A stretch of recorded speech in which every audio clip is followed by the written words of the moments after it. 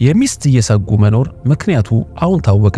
ይህ ግለሰብ በአንድ ቀን ሱቁን እየጠበቀ የትዳር አጋሩ ራቅ ብላ ወደምትሄድበት ጉዳይ ደርሳ ስትመለስ ሱቁ ተዘግቶ ከቀኑ 9:36 አካባቢ ቤቷ ደረሰች። ግን ሱቁ ሙሉ ለሙሉ ተዘግቶ ስለነበረም ግራ ተጋባች። ግን የግቢውን በር በቁልፍ ከፍታ ስትገባ የደረሰበት ነገር አስደነገጣት።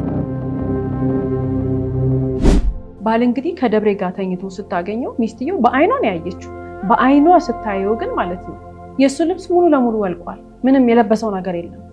የደብሬ ልብስ ግን የተወሰነው ነው የተገላለጠው እንጂ አልወለቀም። ይህ ቀን ብዙ ጸብና ቁጣን አስከትሎ ባልና ሚስቱ መካከል የፈጠረው አለመግባባት ከፍተኛ ነበር። ግን ቀጣዮቹ ቀናት በዚህ ግቢ የኖሩ ሱቅ የሚውሉት ባልና ሚስት ሱቃቸው ሳይከፈት የተከራከሩ 3 ቀናት አለፉ። አራተኛው ቀን ሱቁ ሲከፈት ሁለቱም ምንም እንዳልተፈጠረ እየሳቁ ነበር።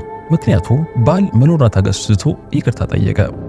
የቤት ሰራተኛዋ ግን ከዛ ቀን በኋላ የሚስት ጠላት ሆነች። ሚስት የቤት ሰራተኛን ማንገላታትና ማሰቃየት ቀጠለች። ታዲያ ሚስት ያላወቀችው ግን ይህ የባሏ ተግባር የተደጋገመ ሲሆን እግሯ ከቤት ሲወጣ የቤት ሰራተኛዋን መድፈር የባል ልምድ ነው። ባልና ሚስት የቤት ሰራተኛዋን ሊሸኟት አሰቡ፣ ተመካከሩ። ታዲያ ደሞዝ ሰጠው ከቤታቸው እንድትወጣ ሲጠይቋት ግን ደብሬን ያስጨነቃትን ተናገረች።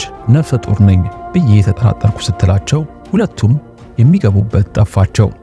ሚስት የቤት ሰራተኛዋን ደብቃ ወደ ሕክምና የወሰደቻት ሲሆን እንደጠረጠረችው ጸንሳለች። ከዚህ በላይ ግን ሚስት ባሏ ደጋግሞ የሚፈጽመው ተግባር መሆኑን ተረድታ ስታበቃ በባሏ ሳይሆን በምስኪኗ ላይ ጨክና ውርጃ እንድትፈጽም ወስና የ19 ዓመቷ ታዳጊ ለውርጃን አስገደደቻት። ጽንሱ ተቋረጠ።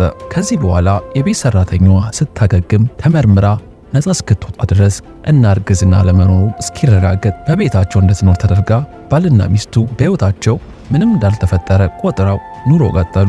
የቤት ሰራተኛዋ ግን ስታገግም አጥፍታው የሰነበተችውን ስልኳን አበራች። የመጀመሪያውን ስልኳን የደወለችው ግን ፍቅረኛዋ ጋር ነበር።